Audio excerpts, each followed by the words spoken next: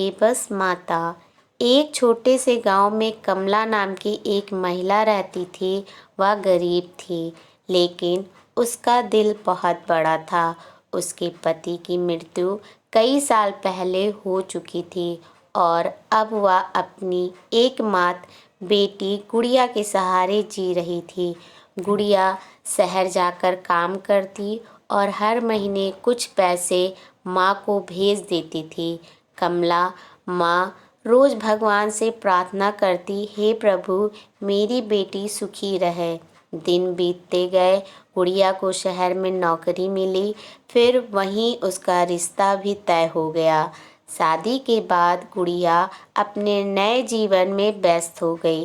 धीरे धीरे फ़ोन आने कम हो गए, चिट्ठियाँ बंद हो गई और अब तो महीने में भेजे जाने वाले पैसे भी आने बंद हो गए।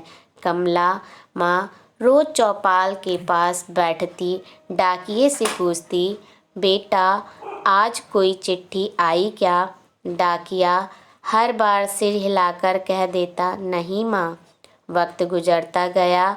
एक दिन कमला बीमार पड़ गई। गांव वालों ने सलाह दी कि बेटी को बुला लो।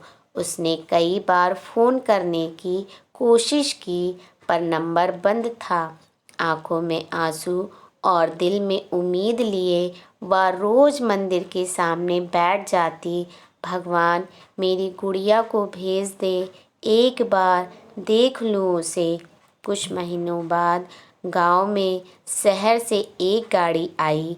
उसमें से गुड़िया उतरी। सुंदर कपड़े, गहनों से लदी वह सीधे माँ के घर पहुँची। लेकिन माँ अब किसी की आवाज़ सुनने की हालत में नहीं थी। उसकी निर्जीव देह चारपाई पर पड़ी थी। पास में वही पुराना फ़ोन रखा था जिसे माँ हर दिन देखती रहती थी। गुड़िया की आंखों में आंसू बह निकले।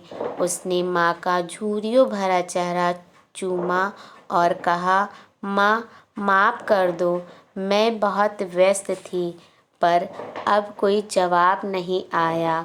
उस पल गुड़िया ने महसूस किया कि दुनिया में सबसे बड़ी दौलत माँ का प्यार होता है और जब तक हम उसे समझते हैं अक्सर बहुत देर हो चुकी होती है। सीख, माता पिता का प्रेम अनमोल होता है।